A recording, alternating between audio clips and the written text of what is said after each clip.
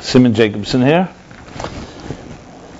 and we will talk about a kiss. Everybody knows what a kiss is? Has everybody been kissed in this room here? Well, the first time a kiss is ever documented, in maybe the earliest documentation is in these chapters. The actual first time is when Jacob meets Isaac for the blessings, and he asks them, "Come and kiss me, father and son." That's the first kiss. Then later, there's the next chapter. There's Jacob kissing his Rachel when he meets her for the first time. And the one I'm going to talk about is the third kiss, which may be the most famous one of all, and the one in many ways, as we shall see, perhaps reshaped the entire history. And this is the episode in this week's chapter. After 34 years of not seeing each other, Jacob had escaped from Esau because Esau wanted to kill him. So this chapter begins with the dramatic conclusion of the story of what will happen now after all those years. Will Esau still carry that grudge? And so the chapter begins that Jacob sends 8 messengers out to see whether his brother Esau is ready to reconcile. And they come back with a bad report that Esau is marching with 400 men, meaning marching to war. So Jacob prepares, as the Torah tells us, in an intelligent way. What do you do when you're dealing with a confrontation? You cover all your bases. He prays, but he doesn't rely just on that. He also prepares a bribe to appease Esau. And finally he prepares for war, just in case. And it ends up being that the prayer and the appeasement worked. So then comes that finally they meet. And here the story goes like this: that Esau, after he sees Jacob and his entire family, and then he sees his brother, it says Esau ran toward him, he hugged him, he embraced him, he fell upon his neck and kissed him, vayishakeihu. He kissed him and they both wept. So the interpretation of this verse is very simple. They were, after all, brothers. They weren't just brothers, they were twins. And despite their differences, which we know began actually in their mother's womb, because even in the pregnancy, Rebecca was struggling because Rebecca had a difficult pregnancy because these 2 children were struggling within her. Yet, at the end of the day, they were brothers, and here they finally saw each other after all these years. So, basically, Esau's heart melted, and he hugged, he embraced, and kissed his brother, and then they wept, which would be the obvious reaction of 2 people who haven't seen each other for a long time. They weep besides the love and the care. They also weep over all the years of what they missed and opportunities missed, and so on. But an interesting thing, and any of you ever seen a Torah scroll? Torah scrolls are written without any grammatical punctuation. It's just Hebrew letters. That the one who's reading the Torah has to actually memorize how you pronounce these letters. So when you look in a Chumash in a printed book like this, they actually have all the grammatical configurations of how you pronounce each word. But in this case, this word vayishakeihu, it's one of the only places in the Torah that it has dots on top of the word. And this goes back all the way from the time of Moses. When the Torah was written, it always had dots. It was a dotted kiss, you can call it. So the sages disagree upon the meaning of this dotted kiss. In other words, the kiss is not just a simple kiss. And there are 2 opinions brought in the Sifri, and Rashi cites it here brought in the Talmud, and Rashi cites it here on the verse. The 2 opinions are that when Esau kissed Jacob, was it with his complete heart or not? Did he do it with all of his heart, or not? And that's what the dots signify. One opinion says that he didn't do it with all his heart. The other one says that even though they were arch enemies, nevertheless, here there was an exception that the kiss was actually a sincere one. So I want to talk about these 2 opinions and obviously in a contemporary context, because as you know, I always discuss in this class here, to read the Torah, you can all, if you know Hebrew or you read English translations, you can all do this on your own. But the greatest challenge we have is finding relevance, personal and psychological and emotional relevance in these episodes. And you'd be surprised how contemporary and how applicable this story here, this message, the story with the kiss and the two meanings in the kiss is to our own lives. So let me put it in more, as I said, contemporary language. I mean, a very basic level, you have here two brothers who are brothers, blood brothers, but at the same time also enemies. As I mentioned, they represented two different ideals. Early on, the Torah tells us that when they were the young children, and as they started growing, they were diametric opposites. Esau was a warrior, a cunning warrior, a hunter. And Jacob was, Ishtam was a wholesome person, a scholar. Person who sat in the tents is the expression, which means he was a scholar. He was an academic. And therefore they represented two different archetypes. One whose role is basically the hunter. You know, there are people who are great hunters, they're great conquerors, who know how to tame the elements. They're cunning, they're shrewd, they know how to focus and how to win in this cruel and corrupt world. And then there are the scholars, who sometimes are seen more naive and more out of touch. But on the other hand, in a sense, they live in a more insulated environment. And these two brothers represented these two types of entities. But the mystics take it a lot further, and they say that the real battle between Jacob and Esau was not just their personalities, they actually represent the battle in each one of our lives. The battle between, we'll call it the battle between matter and spirit. That there are two forces in each of our lives, that, meaning inside each of us, one that is driven by the need to survive. Survival of the fittest, as they say. The need to make ends meet. And for that we need to maneuver, we need to pay our bills, we need to work, we need to compete and negotiate and try to win out in this race, the rat race called life. But then there's another dimension in each of us, the Jacob in each of us, which is the soul.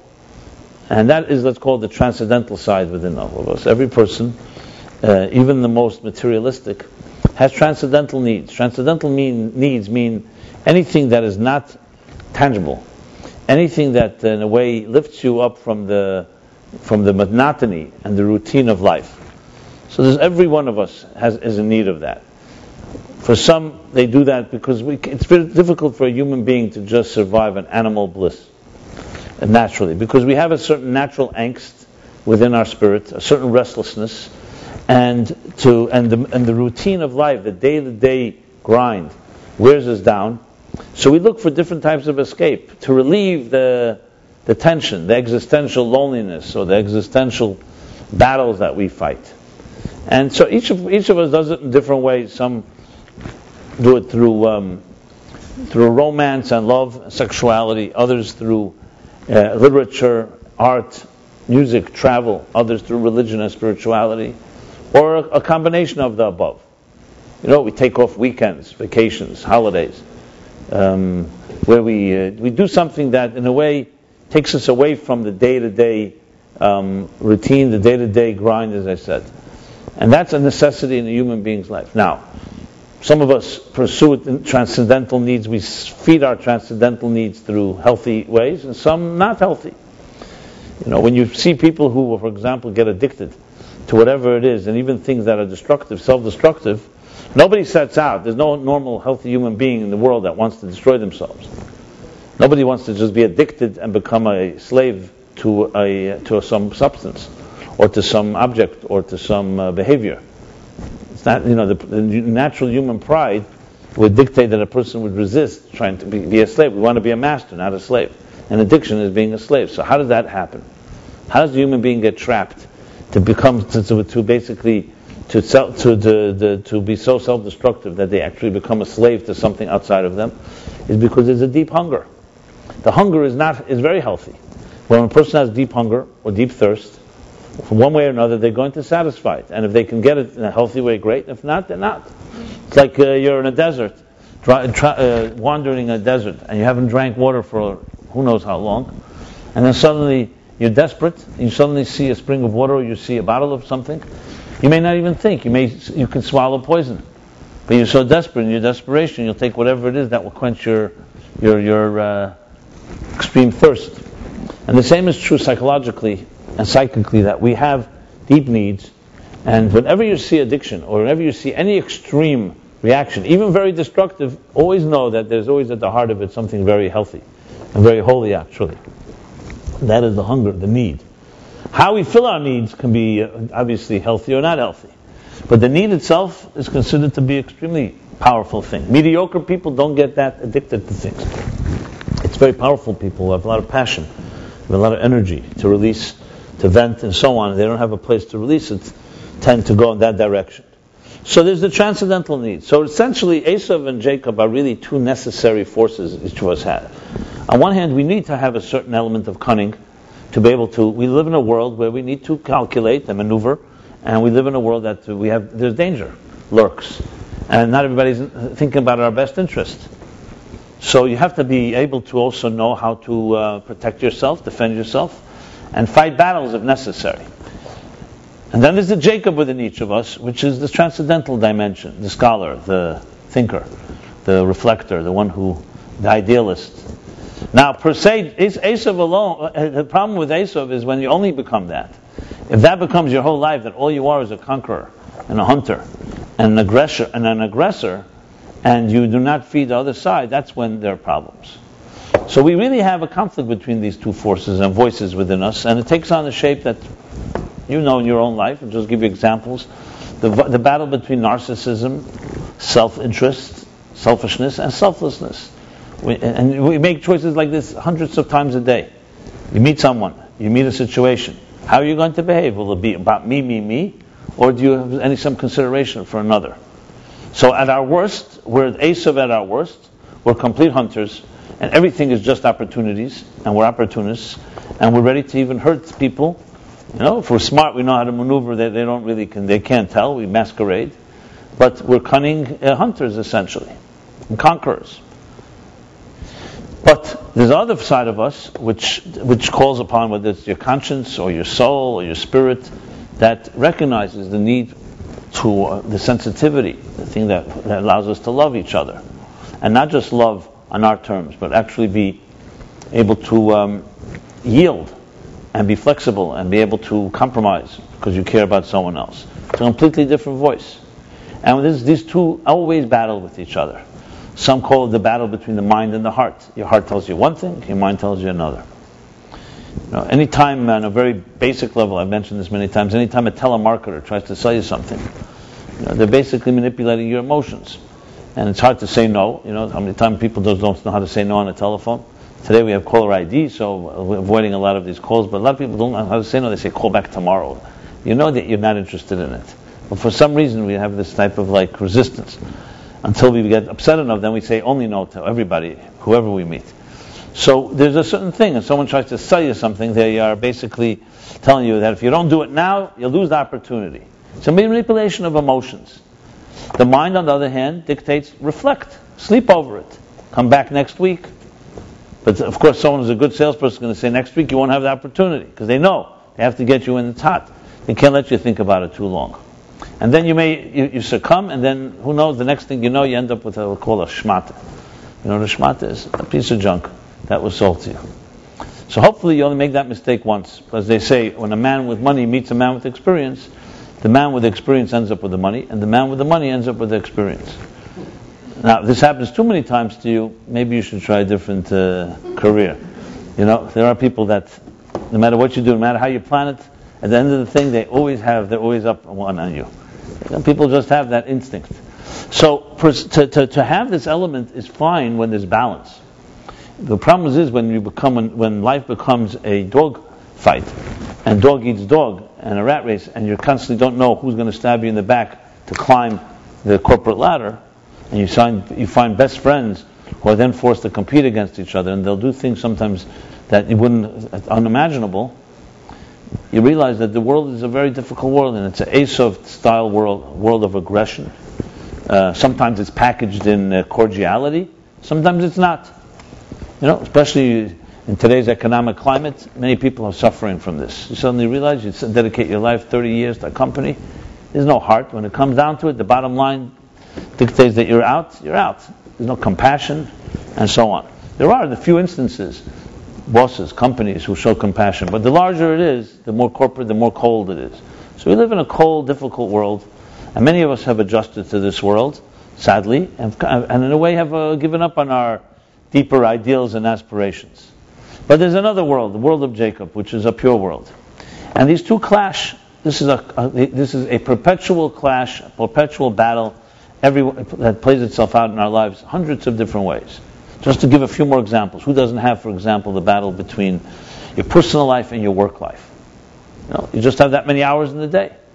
Whether it's your personal life, relationships, or family, and then on the other hand, you have to make ends meet and you have to work these long hours. There's no way that you can do two things at once. Or, as I meant, or in different contexts, the battle between your own personal ideals and then what you have to compromise in the marketplace. So many people create almost a compartmentalized life. They're almost like Jacob and Esau, like Jekyll and Hyde,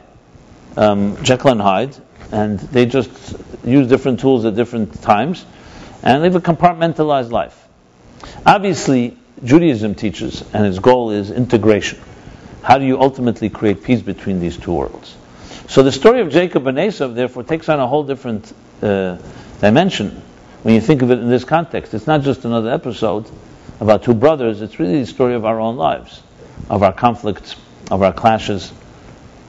Can we reconcile? Can one trust the other? And even the kiss, and when they hug and embrace, is also left in a type of enigmatic situation. Do they really embrace? Is it complete? There's even a commentary that says, one opinion that says that when he says, what does it mean he fell on his neck? That he actually bit him. Something like, who was it? Mike Tyson when he bit off Holyfield's ear. That one? Something like that. He actually bit him. So, you see here, there's in other words, love-hate relationship, as they call it. A kiss, a bite, a hug, an embrace, and so on. And you see at the end of the story, it's not that simple. Jacob doesn't say to Esau, when Esau says, come, let's live side by side, Jacob says, you go ahead, I'll come afterwards.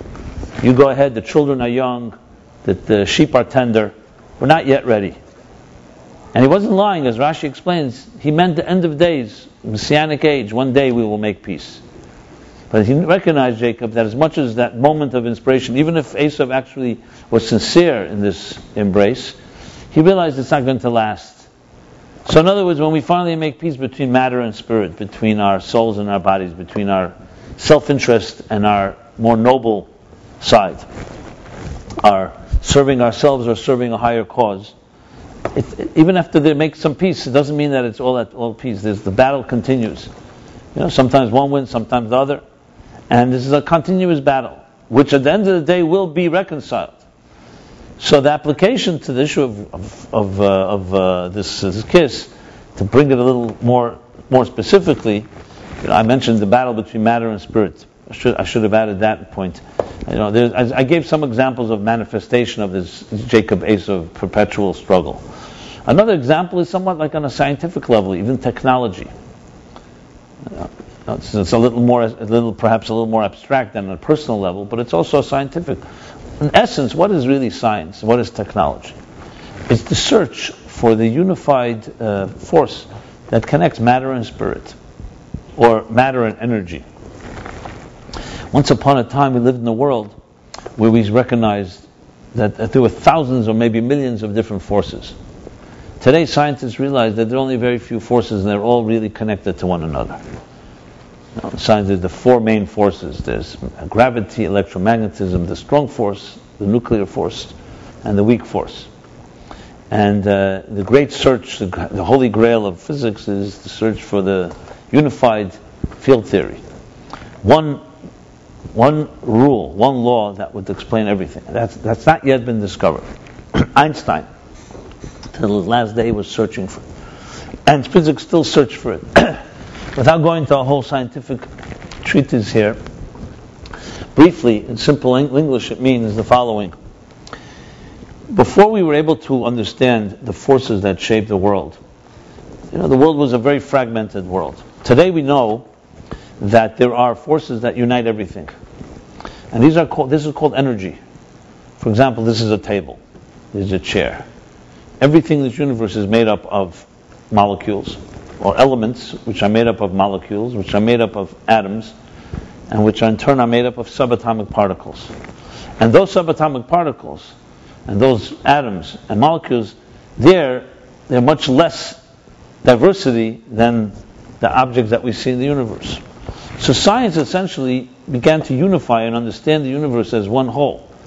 And once we began to realize and understand that energy is the force that shapes everything, and today this is common knowledge, whether it's in the human body, DNA, the subcellular structure of our genes, these are all invisible forces. Or whether it's subatomic particles that is able to be turned into, through fusion and fission, into a tremendous amount of what we call nuclear energy. So today we have overcome this so-called clash or battle between matter and spirit. Today we know the material it contains in it enormous amount of energy. And we've discovered ways to tap into that energy. That's why we have technologies like today, whether it's a cell phone or a computer or a fax machine or anything. It's really bridged. What has it bridged? The space, the division between space and time that has always divided us. So interestingly, part of matter is defined by time and space. That's the definition of a material world. The distinction between time and space. It took time to travel from one place to the next because space is a physical entity. Technology, especially communications, is able to bridge that time and space, and you could be right here and be broadcasting to anywhere in the world and hearing and listening and speaking to someone 1,000,000 miles away in almost a split second. What is it in simple terms? It means that we've overcome, transcended the resistance and the divisions of matter that separate us. Now, the final frontier, of course, is when it's applied also in personal terms, that we actually learn to love each other unconditionally. But at least on a communications level, this conquest is actually the conquest of connecting matter and spirit, or matter and energy. In the words of Einstein, E equals mc squared. So Jacob and Esau is matter and energy. That's what it really is. And today we know they're reversible. There's no such thing as, for example, you can destroy matter. You can take a physical object, a piece of wood, you can burn it into ashes, spread the ashes all over, mix it with water, wherever. It disappears, it never disappears. It turned into energy. And that energy is now somewhere part of the world. And we can also do the reverse. We can take energy and bottle it and turn it into matter. And you can really never destroy anything, really. It's a whole different way of looking at the universe. And essentially, it really is also the bridge of body and soul, of matter and spirit, or matter and energy. I just wanted to point out how universal this theme is. But to bring it back to the personal level, one of the places where the biggest clashes manifest is, of course, we call the biggest battles of life are around the areas of love and relationships. People can deeply love each other, and then you can see how they can wage war. People love each other a year ago, and now they're in court in the ugliest type of divorce, ready to kill each other in the worst possible way. Love has the double-edged sword because it evokes such powerful emotions. When love is lost, or when love is broken, or you feel betrayed, it also evokes the opposite. You want to kill the person that hurt you. Some people actually do that. But even if you don't really resort to killing, and that's not really what I advocated this class, so please don't, it's not exactly what I'm trying to encourage. But nevertheless, it releases very, very intense emotions. Anger, disappointment. Everyone knows what a broken heart is like. I hope you would never know, but I would assume at this point everybody here would know that experience. So, if you never let anyone into your heart, obviously you're not going to be hurt, but you're also not going to be loved, and you won't love. So of course, everyone would like to be able to find that would probably be the best selling pill. If someone can find a medication where you can just take it, only love and not ever be hurt. But that, of course, is impossible. Because it's like you open a door, just like something goes out, something can get in.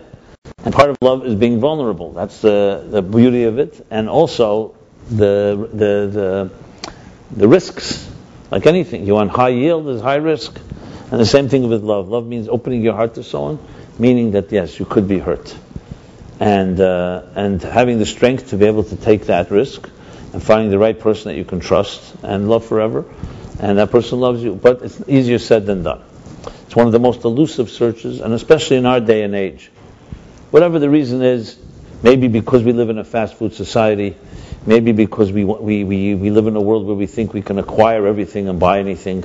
So buying love seems to be something people, even though it doesn't make any sense, but people continue to try to do it. Whatever the reason is definitely we live in a time of crisis, and in New York, maybe more than anywhere else in the world, because of the concentration, or the party sense of things, energy going on in the city.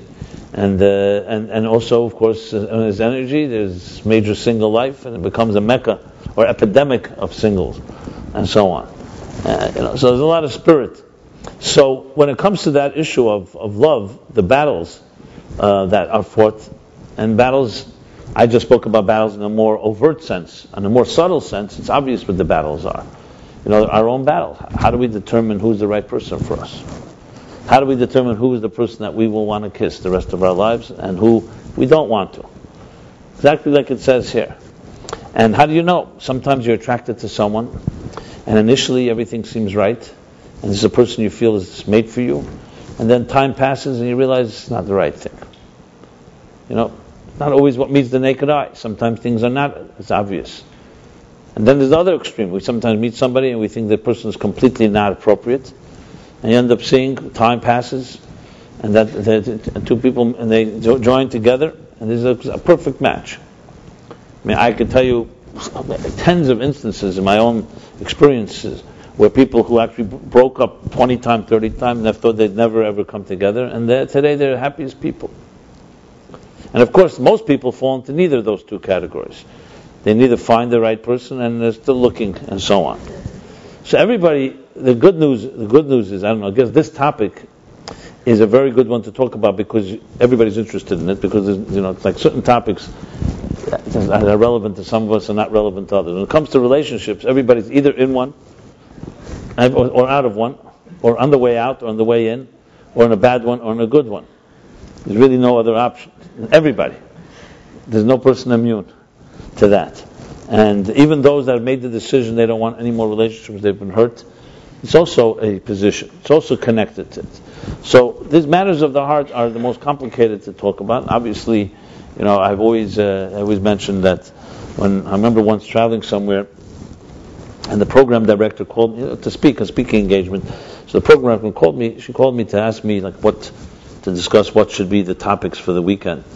So I always tell people, listen, it always depends on the target audience. You have to know who's coming, and the people there, find out what they're interested in, and just to impose. She said, listen, you have experience. From your experience, what do you think would be the good topics?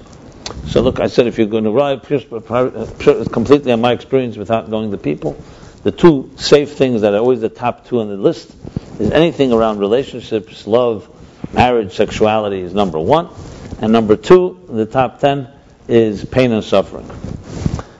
So she says to me on the phone, I remember she says, those aren't two topics, it's the same thing, which was interesting. I would see them as two different titles and talk about them at different times, but the fact is they are usually very much interconnected. So this issue, and as I shall try to explain, this issue of Jacob and Esau's reconciliation, or was it a reconciliation, it very much captures the story of our own love in a sense. So even though these are not a romantic love, this kiss, and not these are two brothers, more of a sibling type of love or rivalry, but nevertheless, this, on a broader sense, this issue is a very powerful one, because we live in a world, as I said, you can feel like you would love somebody, you want to kiss them, and then you find out they're not exactly made for you. You may even find out they're your enemy. You find people who are able to even love, and when you get to know them better, you see they're really not really loving you. They just know how to play the game, as they say. They know how to go through the maneuvers. There are people who do that.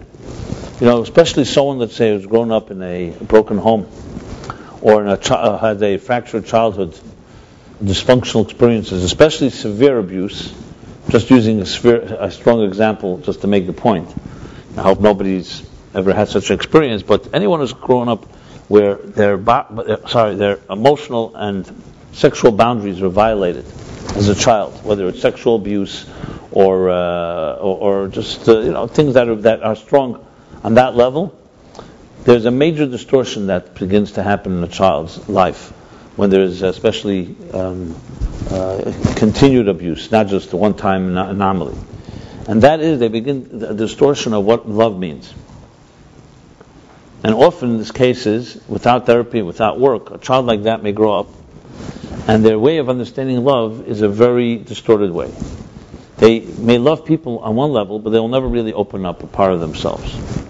How often have you dated someone or met someone who you see that even though on one hand they can be very kind and loving, but you always see there's some type of dark secret or dark, closed, locked closet that you can't enter. And as much as you try, and even if the other person wants to, really loves you and says, I'd love to go there, there's a certain place that's locked. Those type of locked places are usually a result of someone who suffered some experience of trauma. And they locked away, not intentionally. What a child does when a child is hurt, a child will lock away certain emotions because they don't want to be hurt. It's a natural reaction.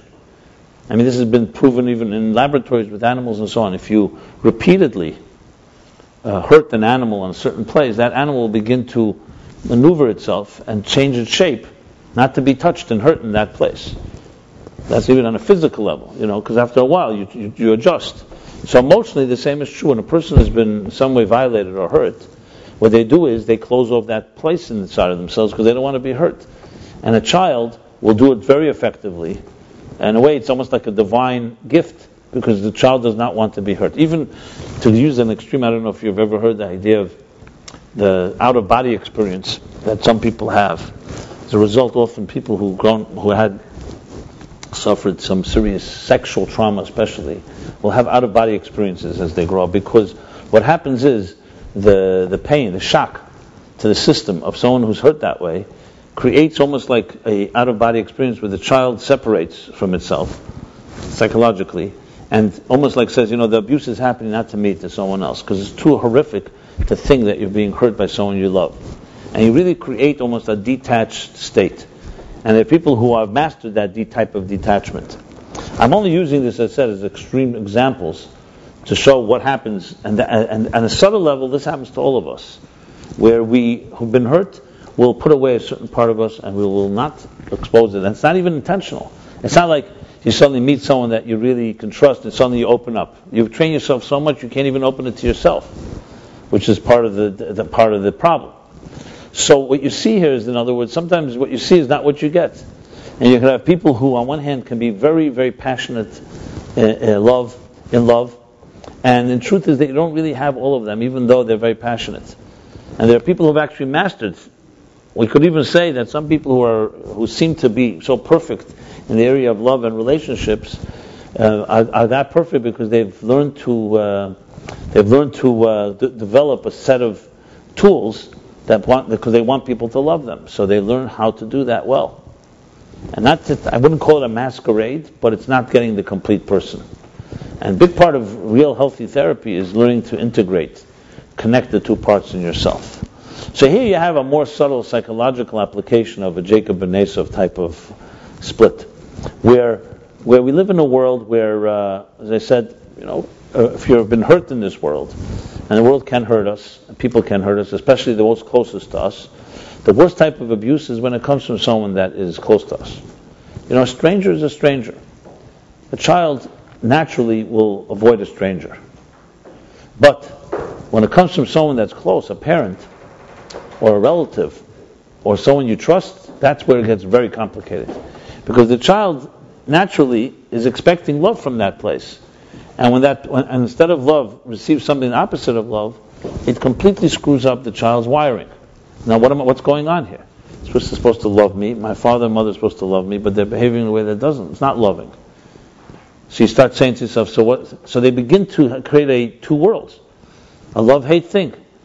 It's even been, this is commonly documented, people who've been hurt in that way, they expect that when they will experience love, there will always come a point where they will be hurt. To the point that they expect that the person who loves them is going to punish them at some point. Now, to most people who are grown up in a healthy environment, that sounds insane. Why would you think that a person is going to love you, the next thing they do is slap you? It's because you've been trained as a child. That's what happens. People who love you hurt you. And there you go. What happens then is that you don't know what is good and what is bad. So when Esau when this verse is struggling, the dotted kiss, did he kiss with a full heart or not? It could be both are true. There was a part of him that really wanted to embrace Jacob, but there was a part of him that was the hunter and knew that at the end of the day we live in a tough world and he wasn't ready to just let go. So psychologically, we all have that Esau inside of us. So even when we're in our purest moments, and that's when things become so complicated, is that when you're someone you really love and you've found a relationship and it's a healthy one, and in their purest moments, there still can be a flashback or a memory of the Esau inside of a person, and the kiss is not necessarily a complete one. So then the question is, how do we determine who we can find that we can totally trust and embrace and kiss with a full heart, and they will kiss us with a full heart? And when can we not trust it? As I said, there are situations where you sometimes meet somebody and you think this is the person, this is the one. And it turns out to be not the way it is. Not that. It turned out to be wrong. And then it's the opposite extreme. So that's very much part of this discussion here of what is the complete embrace, not complete embrace. So let's go back to the Jacob Esau story and then we'll apply it back to ourselves. So here you have as I said, two brothers. So on one hand, there's definitely love between them. On the other hand, as I pointed out, the entire story of their lives was always struggle and conflict. So clearly they had both elements. The brothers, at the same time, had many things that they disagreed about. Jacob had stolen the blessings, had stolen the first birthright, so there are plenty of reasons Esau could be angry at him. The bottom line is that it's a complicated relationship. Well, nothing new, right? Anyone here has siblings? So, it's complicated relationships. I have four siblings. I'm the oldest of five. When you're the oldest, maybe more complications for those younger than you, but it's always complicated. Okay? Well, so here we have a specimen A. Has no complications with his siblings. Huh? Okay, the oldest of 15. Or you're not aware of the complications. That's another option. I'm not trying to say there's a problem with everything, because no human beings are perfect. We all have our cracks.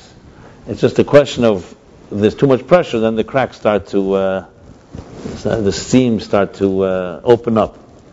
But regardless, Esau and Jacob for sure, Double is not like your family. So they definitely had issues. The truth is, actually, the siblings in the Torah are notorious for having their issues. Look, Cain kills Abel.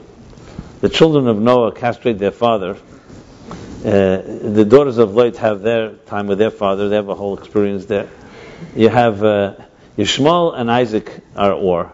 Jacob and Esau are at war. Jacob's children end up selling one of their brothers into slavery, almost killing him. I mean, it's not exactly what we call like a peaceful situation. So, in each case, obviously, they all have many lessons to us, and I'm focusing on this one here. So here you have this mixed feelings, which of course is the gray area of life that is more complicated. It would be nice if everything was black and white, and we just, love is love, hate is hate, and that's it. The people who love you, the people who hate you. But it's not that way. It's the snowball effect, where we have mix. And you have, like they say, "Ein teiv b'lei ra, ve'ein ra b'lei teiv." Everything good has some bad in it, and everything bad has something good in it. There's always two sides to every coin. You hope that the primary force would be good, and minority is diminished or so-called cancelled out by the goodness. So there's no surprise here, therefore, that Jacob and Esau is the same story. And in the context of these two opinions, whether he kissed him or embraced him, kissed him with the word vayishakeihu is the dotted kiss, whether he kissed him with his complete heart or not, it really comes down to which part really dominated at that moment. Because even according to the opinion that he did it with his complete heart, it doesn't say that's the way it remained. It just says this was a moment where his heart melted and he connected.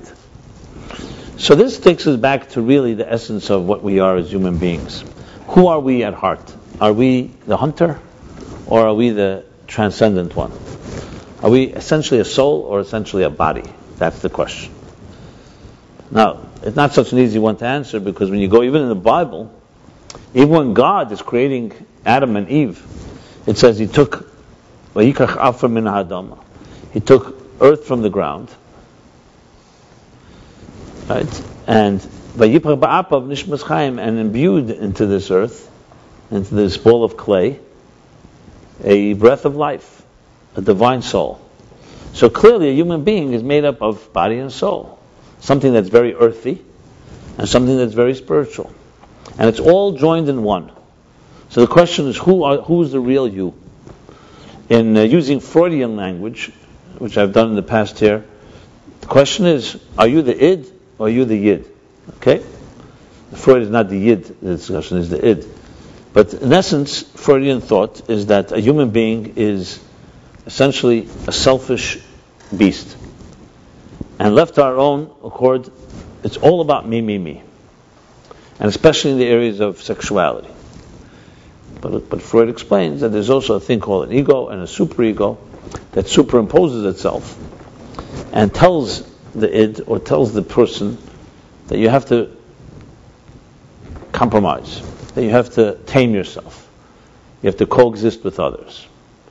And there's a clash between the id and the ego and superego all the time. What does Judaism have to say about this? And obviously it has a lot to say. Because if ultimately, when push comes to shove, at the end of the day, we are an id, then we could really question the whole concept of human responsibility. We're really not responsible. When a lion or a predator in the wild gets hungry and it goes hunting and it kills a defenseless animal, we don't prosecute it, and we don't even say it's sinful. It didn't sin or transgress. It's doing what its nature is. Its nature is to hunt. That's how it works. And part of it also keeps the balance of nature in a certain equilibrium. So you could argue when a human being resorts to selfishness, we're really just going back to our essential selves. So when you have horrific stories about people getting stuck in an avalanche, true stories, and they have no food left, and how they turn on each other, and they wait for someone who's the weakest, and they help them die, and then, I don't even want to tell you what they do, but they resort to cannibalism. You start wondering, what would we do in such a situation? So most of us initially say, that's impossible, I would never do that. Yeah, but you never know what hunger does to people. And maybe when a person is under conditions that are extreme conditions, or we see you do things that you never imagine yourself, unimaginable. You see during the Holocaust and other times, you see people, when it came to saving their own skin, what they would do to other people. Torture and other threats to our own being can cause people to become worse than animals, to their own, even families and friends. And then you see people, even in the worst and harshest of times, rose to unbelievable acts of nobility. So you wonder, what's the difference between this one and that one? Are they born different? Are they genetic? Are they different education? So this is a big issue, obviously, from a Torah and Jewish perspective, because it comes down to what are we accountable? What are we responsible for? If we ultimately are just evolved beasts, then what can you really expect of human beings? So yes, we have a system of law and order officially, that if you pass a red light, or if you hurt someone else, they can sue you, and you go to court. Well, some argue courts aren't for justice anyway, but that's another story. But let's, for argument's sake, we do have a law and order system. That's really Not because we expect that people should be angels, but because there's a thing called a deterrent. As I said, even in Freudian thought, even in radical Freudian thinking, there are forces inside of us that tell us it's important for our selfish survival to coexist with others. If we all don't have red lights and green lights, we'll end up killing each other. So it's for practical purpose, not necessarily for spiritual purposes. But the Torah rejects all this. The Torah says that, yes, we have a side that you're made out of earth, a side that's all about survival and selfish needs. But there's another side to you that's called the Vayipach Ba'apav Nishmas Chaim, that you're imbued with a spirit of God. And that's your transcendental side. And that's the real you, not the other part. The fact that we don't always know it is because that's part of the battle. The soul was placed intentionally into a dark and selfish body in order for the soul to teach the body, train it to become sublimated and become a tool, a channel for spiritual expression. That's in essence the Jewish perspective on all of life. So all the darkness we go through in this world, all the challenges, from the first traumatic moment of birth, and through all the different cycles and ups and downs, is because we are charged, meaning your soul is charged to enter into a very material, physical, selfish body, into a very selfish and self-oriented material world, and to reverse the process, to turn this material world into fuel for spiritual expression. So initially, everything begins selfish. Everything begins with me. But as we grow and mature, and our minds mature, and our hearts mature, and our souls take hold, that's the ultimate goal, that your soul become the dominant force in your life. The fact that most of us don't reach that place is simply, number one, is we've not necessarily been trained to think like this. Many times people hear this from me speaking about this, they think it's the first time they heard it. People have told me this. So some of us don't even know that this is expected of us. And if you don't even know it's expected of you, obviously you're not going to live up to something you've never been trained to think about. But this is the ABC of Judaism. More than all the mitzvahs in the world. It's not about Shabbos and kosher. See, we're trained, even those that have gone to good Hebrew schools, know there's a thing called Shabbat, there's kosher, there's Yom Kippur, Rosh Hashanah. But those are all tools. What's the purpose of them all? That very few people know. The purpose of all those mitzvahs and all the holidays and all the traditions and all the rituals is only one thing. It's to help sublimate the material world and turn it into a channel for spirituality, for something higher than you.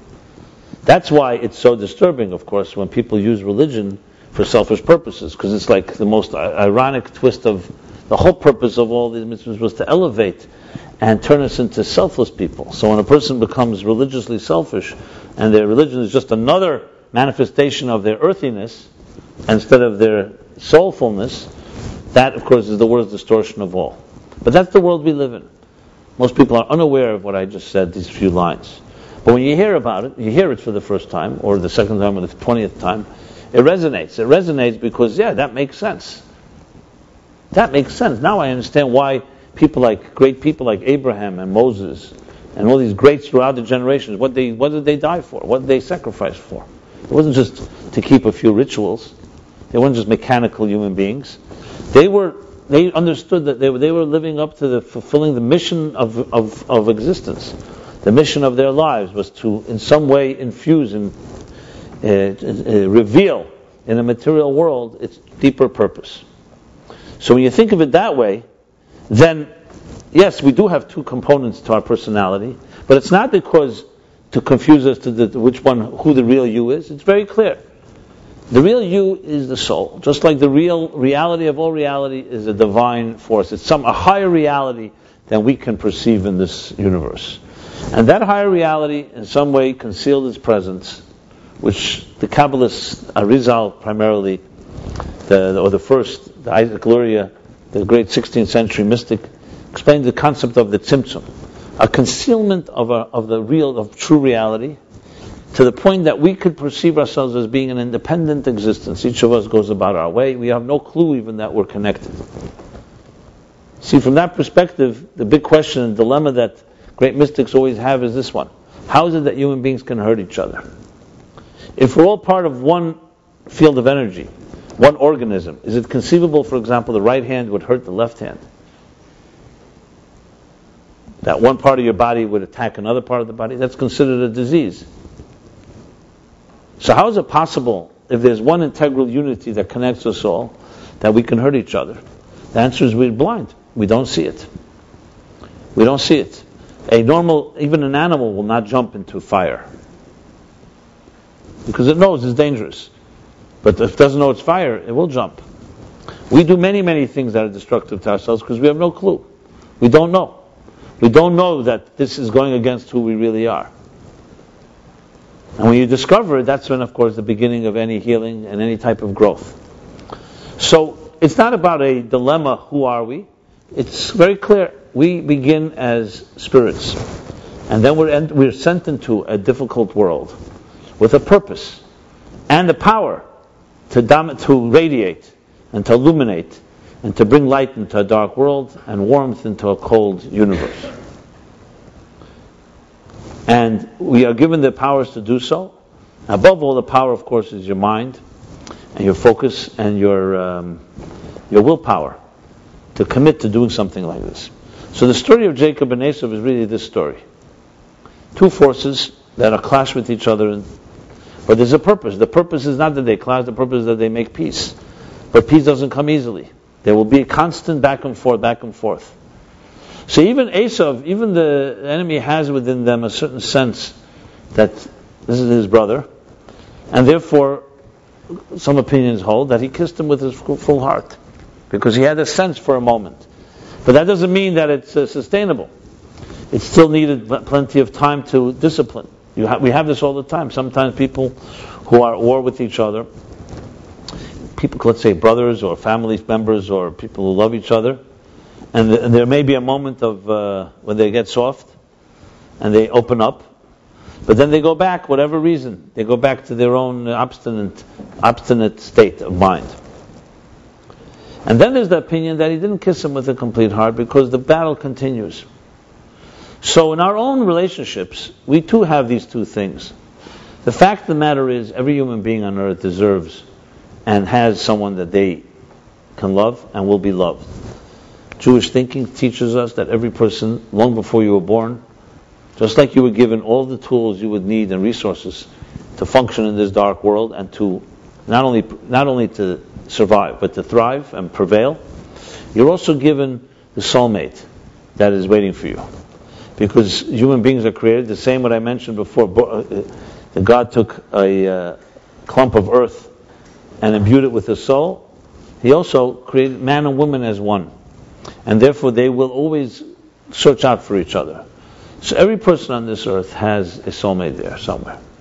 It's a given. From a Jewish perspective, just as we know that a person is fundamentally a good person, and not the id, but the spark, the divine spark, the same is true that every person deserves love, has someone they can love, and someone that will love them.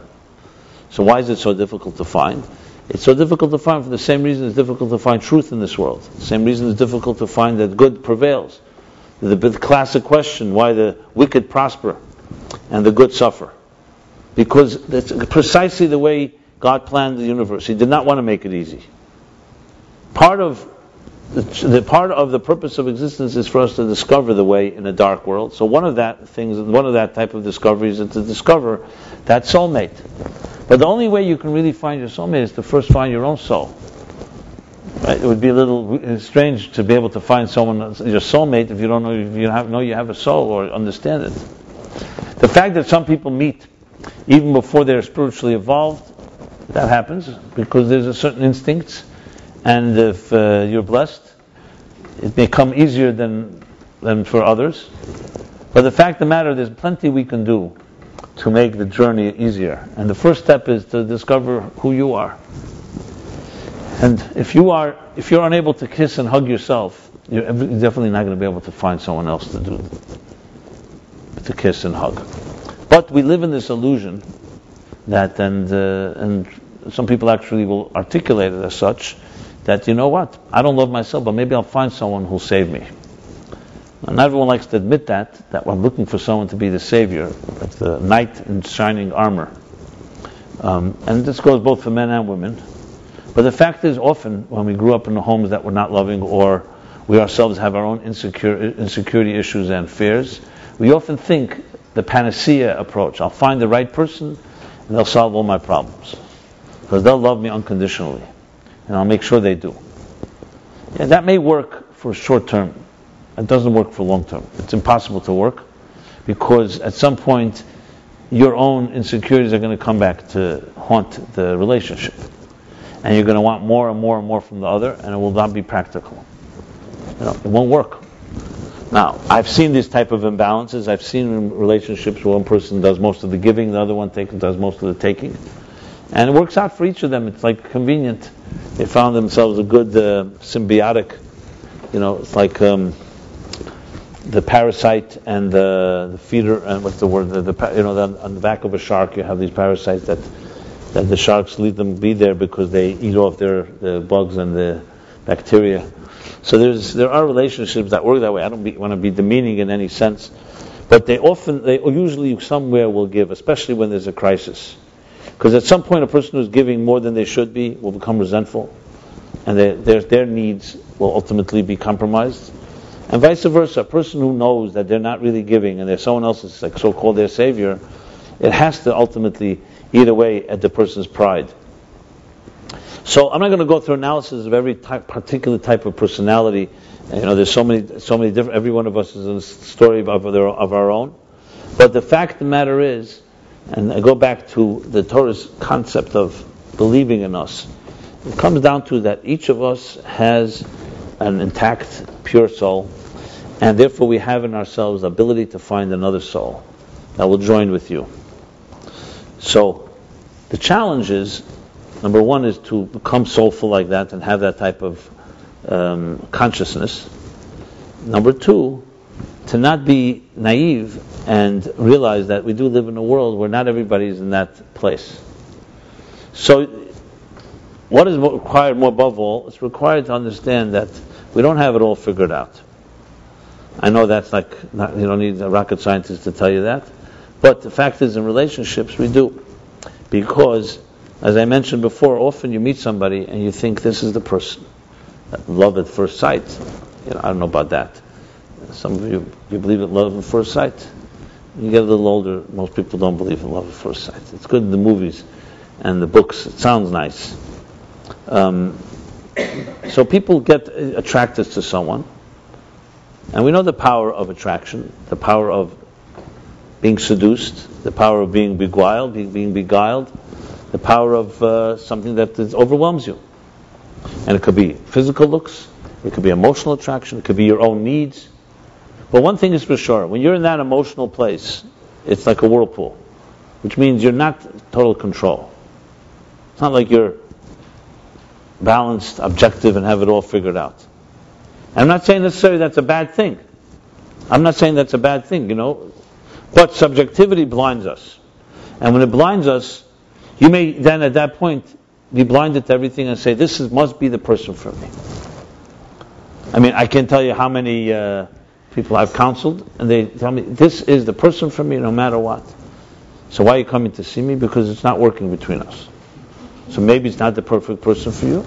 No, impossible. So how are you so sure? And especially when you're emotional, and we're all emotional in relationships. We all are. That's why we need friends who can help us, who are not so subjective about the situation, to give us a perspective. Now, how do we get into those traps? It's not difficult to imagine scenarios. For example, one scenario is when you're desperate. You're really in need of love. And when you're really in need of love, you meet somebody, and if they're able to give some extent, you become addicted to them. And I'm not even saying that's the wrong person. But it may be, you might have met the right person for the wrong reasons, so to speak. Sometimes the other way around. You meet the wrong person for the right reasons. In other words, it's critical to really analyze this. And this verse, the fact that this kiss is dotted, tells us that attraction, which a kiss is really representative of two people connecting, basically. That this connection, this attraction, why you'd want to kiss someone. It's not the literal, here there's a literal kiss, but it doesn't just mean kiss. It means why would you want to be with someone? Why would you want to connect with them? Why do you want to become one with them? Has to be always looked at with a lot of discretion. That's really, in essence, what the verse is saying. So it takes a word called the kiss, and they kissed, and he kissed, and kissed him, and that's it, to tell us that when you're attracted to someone, you want to kiss them, always know that it's complicated. When I say complicated, not to complicate relationships, it's just a reflection that not always attraction is necessarily healthy. Or let me rephrase that. Not to say it healthy. Not all attraction means that person is the right one for you, and or not always lack of attraction means that the person is wrong for you. There are more factors involved. Acknowledging that at the beginning of any relationship, before you get entangled, is one of the most important elements of keeping on track and not getting lost, and not getting too as I said, too entangled or too overwhelmed by a relationship. That doesn't mean that you have to always be cerebral and never let go, because obviously a relationship, a big part of it is knowing when to let go. But letting go in the beginning, when you're still in a place where you're not really sure, or you yourself may be too vulnerable. You know, how often is it that a person coming off of a bad relationship is very receptive to a new one because they're just so desperate to forget the old one. They'll do things that are mistakes. So knowing all of that tells you that early stages, it's better to be, I wouldn't call it cerebral, but better to be calculated, or better to think about it. And that's what this verse is saying. So Jacob didn't back off and say, I'm not going to kiss Esau because maybe Esau has bad intentions. Jacob was not stupid. He knew that Esau has not suddenly become his best friend. But they both embraced, but they also wept. I don't know what Esau was thinking. Maybe he was thinking the same thing. But Jacob was probably thinking, it wasn't just they wept over the years they lost, over the wars that two brothers had. Because he wept because he knew it wasn't complete yet. He knew there was real love here. Because the essence, as I said, they were brothers. And they're true brothers with same parents, Rebecca and Isaac, two tzaddikim. And one day Jacob and Esau would become one and united. But he wept, Jacob, and maybe Esau too, because they knew that it's not going to last. It's something to cry about when you have a moment of truth and you know it's not going to last. It's one of the saddest things, actually. It was tears, and that's why the Torah tells us about it. It's tears of acknowledgement, of recognition, that just as we recognize that we love each other, we also recognize we may not be ready yet for each other, which was the case. So you see, this verse is filled with so many paradoxes, which reflect really the paradoxes of all forms of attraction and everything, and all the mistakes we make and all the right moves we make, especially early on. So Jacob was not deluded. He understood very well that this is we'll call it a qualifiable kiss, if you can call it that. He knew that it was a dotted kiss, meaning that it may not be complete, but still there was a certain element of beauty to it. At the same time, he was sober and understood that it may not be at the time or the place. So in our own relationships, the same is true. That type of attitude, first of all, number one, to know that you are subjective. You're the most blind person when it comes to your own relationships.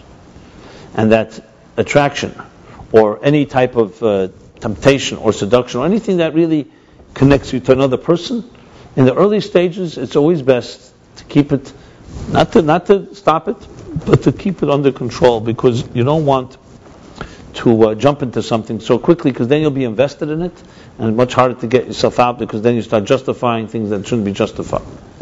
At the same time, when you're beginning to meet someone, just because certain things are not clicking, you don't feel immediate, people call magnetism, or electricity, or clickability, all the different words. I picked up all these words doing a lot of these words, the clickability factor, as some call it. They say everything works, but the clickability factor is low, whatever that means. Okay. I remember that actually I was once doing a seminar. It was a singles discussion about relationships, and there was a question and answer period. So someone got up and said, "I'm dating this guy. He's like 25 years older than I am, and everything seems to work perfectly, but the clickability factor isn't there."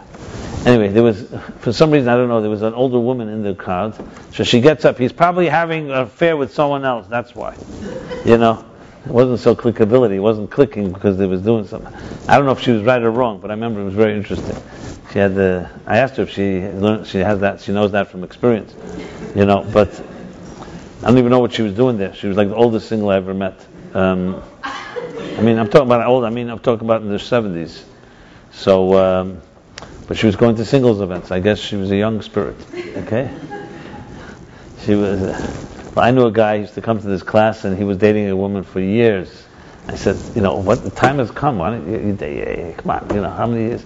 When he hit 65, I said to him, maybe this is the time. He says, so he smiled and said, I'm holding my options up. Even he knew that it was unhealthy procrastination, whatever. So there's an expression that I use in the book Toward a Meaningful Life that actually was said by the Rebbe to a couple who was having problems, difficulties between them. So he said an expression which I think is extremely powerful and a big lesson in life. He said to them, when you are close when you should be distant, you will end up being distant when you should be close. Which of course has many meanings to it. See, when two human beings, even if we are soulmates and even if we're totally connected, the fact is we are two distinct individuals, born to different families, different personalities. The beauty of a relationship is not that two people become a clone of each other, is that it's like they do with the circles, like two people like that, two circles. But then they come to a point that they join, like that, like a chain. So the unity is complete, but the circles are still also complete. But they learn through humility, through bittul, through a sense of modesty in presence of a third partner, a higher presence, while we have a chuppah, a canopy. Is they learn that it's not just about me and me, there's a third factor, and that's why there can be synergy between two people. And it's not considered like one has to be annihilated for the other one to exist, or either one. That they both can be complete, and actually their individuality is enhanced by the relationship, not compromised. Now it sounds like a contradiction. How could that be? How could someone who's married be more individualistic than someone who's single? Every New Yorker single asks that question. They say, I understand there are virtues of marriage, but you have to give up something. First thing you have to do is give up your individuality, because individuality is defined by most of us as doing whatever you like. You don't have to answer to someone. As soon as you're with someone else, you have to answer. Where are you going? Are we going together? The whole thing. You have to share resources. One person squeezes the toothpaste from the middle of the tube, the other one from the bottom. These are serious problems. Of course, the Jewish solution, is buy 2 tubes of toothpaste. But that's already getting into the budgetary issues and stuff like that. You know what that means? We'll forever have to have 2 tubes of toothpaste. And of course, there's always that little sense when you're a little upset at your partner, so you end up squeezing their toothpaste tube, and that can create new reasons to go to therapy.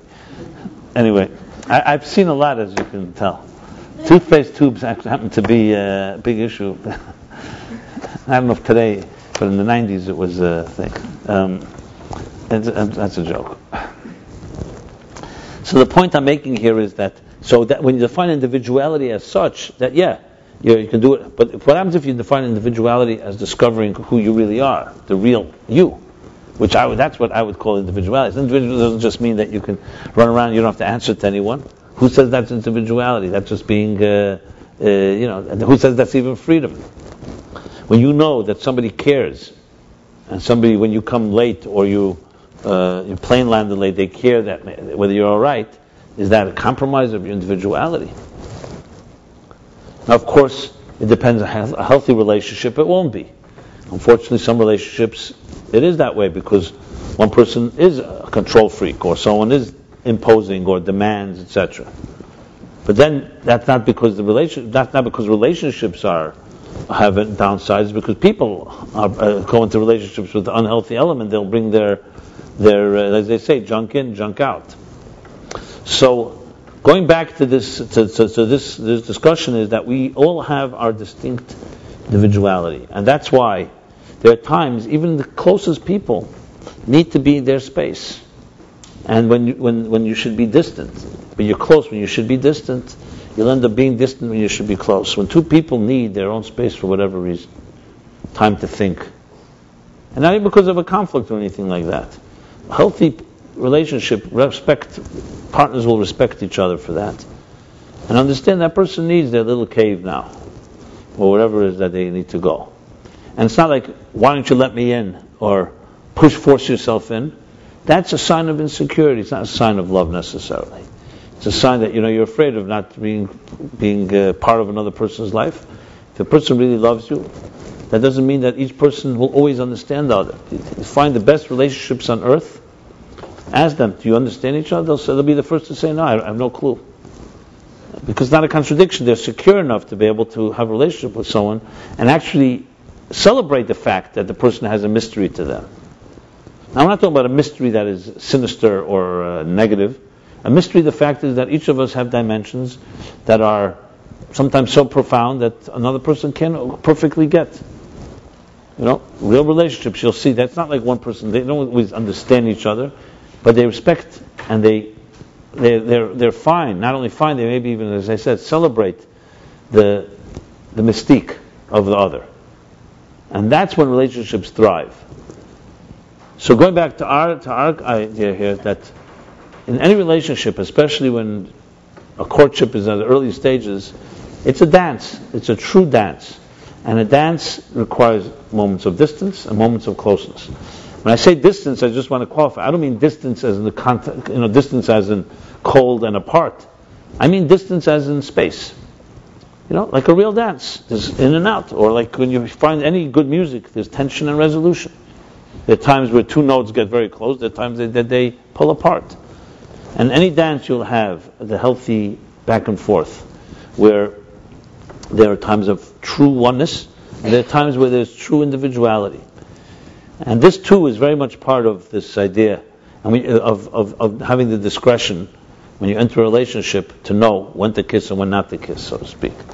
That you always understand that there's a balance necessary, and that you should not just build them purely on your own instincts. Now, of course, there comes a point when two people know each other and have gone through the preliminary stages and you've developed trust. Then, of course, the other extreme is also to stay distant or to stay apart when you should be getting closer is equally problematic. But because it's such a back and forth thing, it can get very confusing and especially when we are emotionally involved. I always point out, when you look at a good cardiogram of what a heart is supposed to look like, you look at it, if it looks like this, it's not a good sign, right? Straight line. Straight line is good in mathematics. It's the shortest point between the shortest path between one point and the next. But in a heartbeat, that's not exactly healthy. That's called death if the line is like that. Now, you want to have is a perfect cycle. A perfect, what is it called? Ellipses. Yeah, perfect. If it's too high and then there's too low, it's also not balanced. And if you think about it, it's like a wave. It looks like a wave. Like literally, like an ocean wave. If you're familiar a little with physics, there's the discussion whether light is particles or waves. But the difference between a particle and a wave is fundamental difference. It's the difference between what life really is like and what life is not like. Particles are defined points. It's like grains of sand would be particles. A wave is a flow. And it's a flow that's constantly ebb and flow. It's always going up and down. Many of us try to force a life into being like particle driven when it really should be wave like. What is particle? Particles seem to give you a sense of control.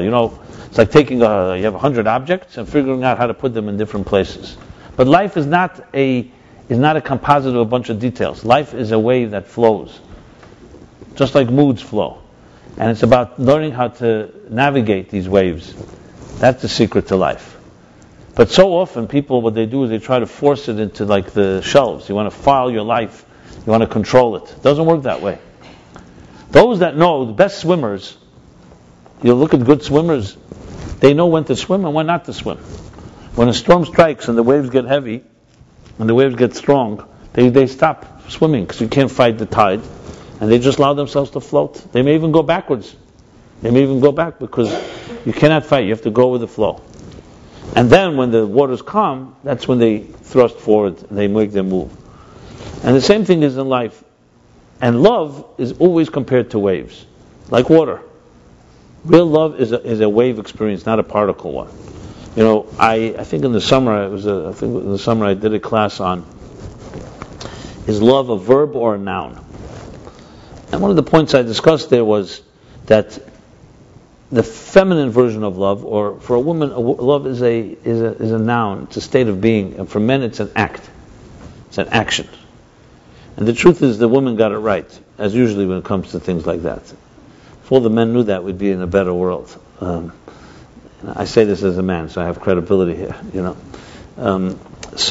Because you see, for example, a fish in water is not like a fish experiencing water. It's a natural state. It's natural state. Love is a state of being, even when you're asleep. People you love even when you're asleep. It's not only when you see them or when you're acting in a way that's loving. It's like the difference between a good person and a person who does good things. A person who does good things is while they're doing something good, they're doing a good thing. A good person is good all the time, even when it's inconvenient for them. And the same thing is with love. So to really fully understand this flow, this ebb and flow, and this wave element of it, it's this verse where it says that the dotted kiss, the dots over vayishakeihu, when Esau kissed Jacob, really teaches us this understanding, this discretion. That there are times you may kiss someone that's not for you, and there are times that you're not kissing someone that is for you. And it's about timing and understanding that we are able to make such choices in a healthy way if, as I said, we get ourselves out of the way and don't let your subjectivity be the final arbiter when it comes to these matters. Which means it may require getting advice, or just means require having some reflection, not allowing your emotions just to get complete hold over you or control over you. And when you are close, when you're distant, when you should be close, then you'll end up being close when you should be distant. When you withhold a kiss, when you should be withholding it, then when you kiss, you really kiss the right way. That's the rule of all integration. It's the balance. It's the balance in relationships. This is critical. But the truth is, it's really a formula for success in every given area. As a writer, I can tell you, it doesn't always flow. You write. Sometimes you write, it goes very easily. Sometimes it doesn't, and you try to force yourself, and you don't know what you can do. So when you're not that experienced, you try to break down the walls. The real way to do it is you just have to let go. The greatest things that come to people are when they let go. Still driven for your goal, but not driven on your terms. That's the difference. Because when you're driven toward a goal, sometimes it works by swimming toward it, and sometimes it works by you have to let go and you'll be carried. And then at some point, when you have to make a move, as I mentioned with the swimmer, you make the move. So in a way, this ambiguity, I wouldn't call it ambiguity, but this two-way street about the kiss in this week's chapter is really the story of life. It's dance, the flow of discretion, of knowing when not. And ultimately, as I said earlier, it's the total confidence. Confidence that the same confidence we have in the goodness of ourselves and of others is the same confidence in the possibility of love. I find that very many people today, even though they may not call giving up completely, but in some ways have given up on reaching their complete dreams and fulfilling realizing their full aspirations. And the reason is because after a while you get hurt and disappointed. And you just say, you know what, if I get 50% of what I want, I'll be happy. And then it goes down 40%. And then it comes to a point where some people say, if at least I don't get hurt, I'll be happy. And the expectation is lower like that. You go to a early young child, and everything is possible. The sky is the limit, beyond the sky, because the child explores all the possibilities. Newborn children look around, look how they look at the world. It's envious. They look at the world as this amazing place. They have no clue. But they do have a clue because they see the truth. They see it without the layers that have jaded us. So they see the way it is. But then what happens is we lose that. We slowly age. And the worst part of aging is not the wrinkles and not the loss of hair, the thinning of hair or white. It's loss of that exuberance, that sense of enchantment. That's what we can cry about. And the tragedy is that you didn't have to lose it, because even if you're not naive, it doesn't mean you have to lose the sense of enchantment. I've seen the greatest people that I've met in my life, the few. They had that ability. They saw the difficulties of life, and they were not naive at all. But they never lost the sparkle, and they never lost the dreams. Now that's not easy, because someone living in denial, never saw pain, or makes believe they never saw it, that's one thing. But someone that really saw darkness and still can maintain a type of childlike enthusiasm and free abandon, that's a person who's a true soulful person. They didn't let their body and the material world, the Esau of their lives, destroy the soul's passion. Now that's not easy, but that requires real soul. You have to really be connected to the soul, because there's no other way that you can maintain it. As I said, when we're younger, we all have that type of passion. It comes with the turf. But to maintain it, once you've seen things that are pain, once you've seen pain and loss and how people can hurt each other, and see best friends kill each other and stuff like that, and it's hard to hold on to. But that's really what goes. That's really the real story. That love is absolutely always possible. There's nothing that can block it except your own perceptions and your own sense of limitations, and that soul is always intact. I don't know if there's a more powerful message that Judaism and the Torah offer us, that no matter who you are, no matter what you've gone through, you're not damaged goods. You may have experienced damage. We say about the Jews have suffered, but they didn't become sufferers, even though I know some of our mothers and others seem to be that way. But in truth is, there are people who've seen damage, but they've not become damaged by it. They've seen horrible things. You talk to Holocaust survivors. So there's a lot of pain there, a lot of pain that's not spoken about. But look, some of the Holocaust survivors, unbelievable, sensitive souls. But they saw the worst. They saw the worst that a human can dehumanize others, and they should be absolutely bitter and angry and complete no hope in mankind, the human race. And yet you see many who rebuilt lives, and they'll show you a photo album of their grandchildren, and they'll say, "This is my vengeance." That's unbelievable.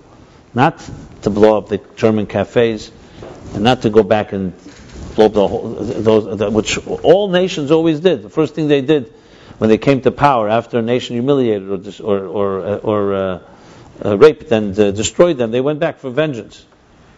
And man says, "This is my vengeance. My vengeance is my grandchildren. My vengeance are the legacy and the bad that the Jews said. You know what? We saw evil like no one had seen, and yet we became better people in the process." That is a person who seen Esau, seen the devil, and yet does not lose their sight of being an angel. That's not easy to hold on to, but that's a person that really has embraced the soul, because essentially they're saying is, there's no evil and no darkness in the world that's more powerful than my goodness and my soul and what I believe in. Who's going to win? And when you give in and allow yourself to succumb to the demoralization or the lowering of expectations or whatever it is that happens to us through life's difficulties, basically you're saying the other side won. The darkness of life has won over you. Even if it diminished just a bit your hopes.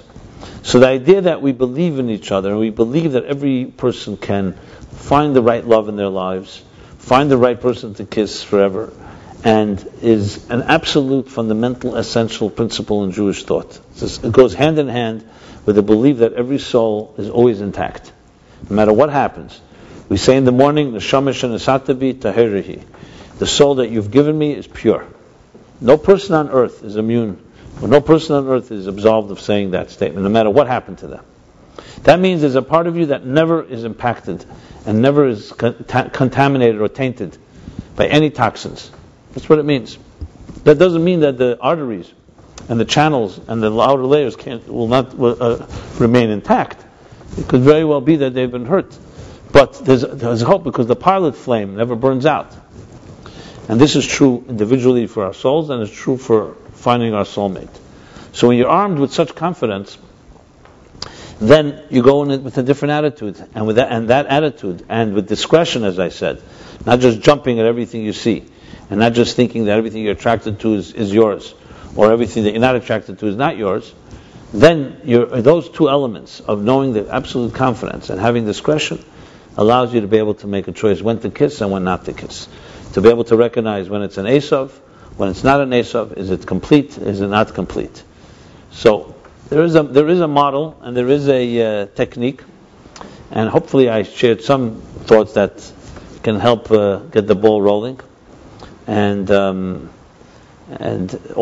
learned it all from one dotted kiss in this week's chapter, Vayishlach. And of all people, Jacob and Esau teach us this lesson.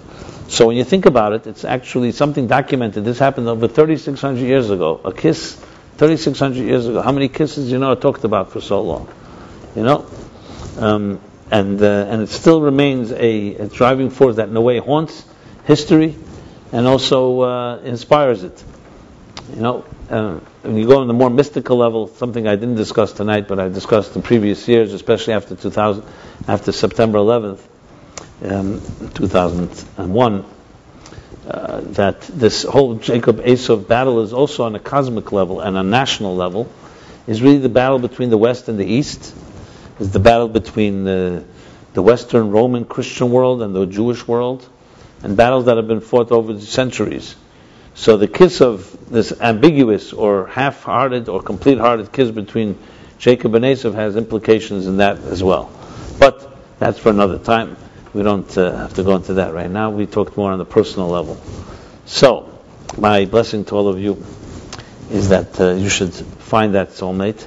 Well, first find the soul within you that you can kiss. Meaning learn how to kiss yourself. Love yourself, that is.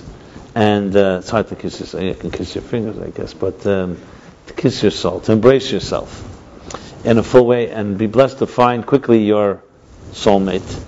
So you can ultimately create that union in this dark world and bring some love into this world. That's a blessing to all of you here.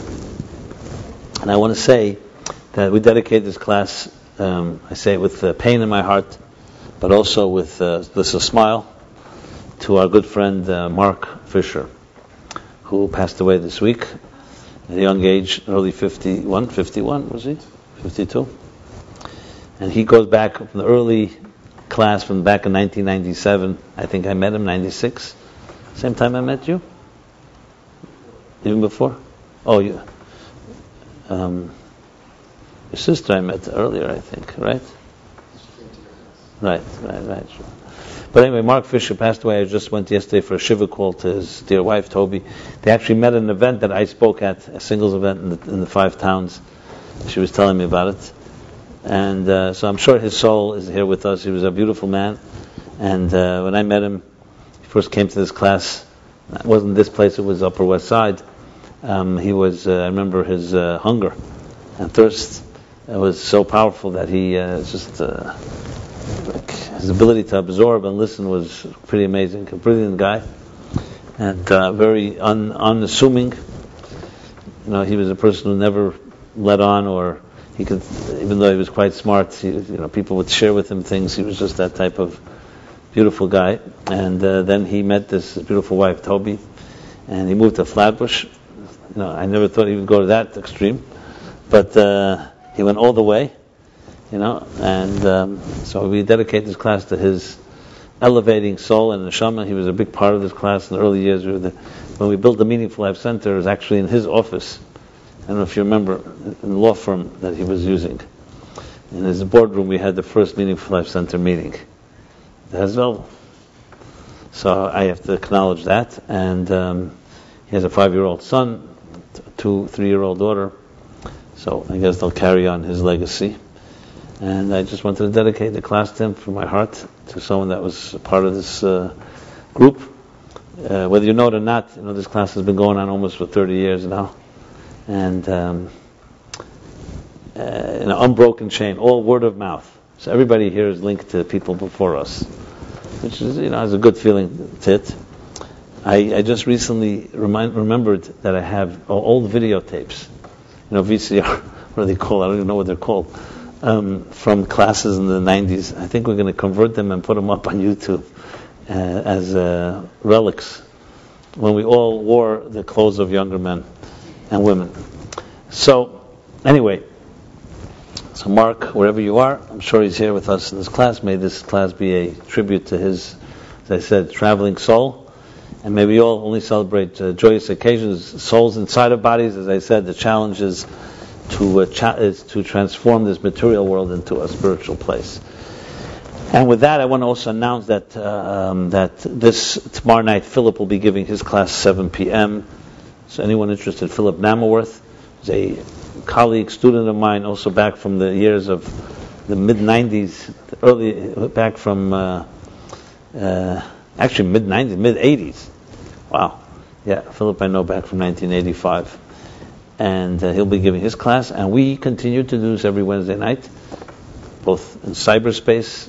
I appreciate those that come here, because I know this can be watched in the comfort of your own, as I like to put it, bubble bath. I'll be here next Wednesday night, and if you haven't left us your contact information, like an email address, please do so we can stay in touch. And please see me, Velvel here, and the Meaningful Life Center as a resource, as an ally to each of you. And it's an honor to be traveling together through the Esau's and Jacob's of our lives, and may it be a very peaceful and illuminating week. And next week we resume and continue. If you want to know, by the way, the topics of all classes are all posted a few months ahead on our website. There's a calendar, so in case you want to check out the topics and themes, some people ask me, that's a place to look it up. And with that said, may everyone have a wonderful week, a week of joy and peace, inner peace and outer peace, and I look forward to see you again next week. Thank you.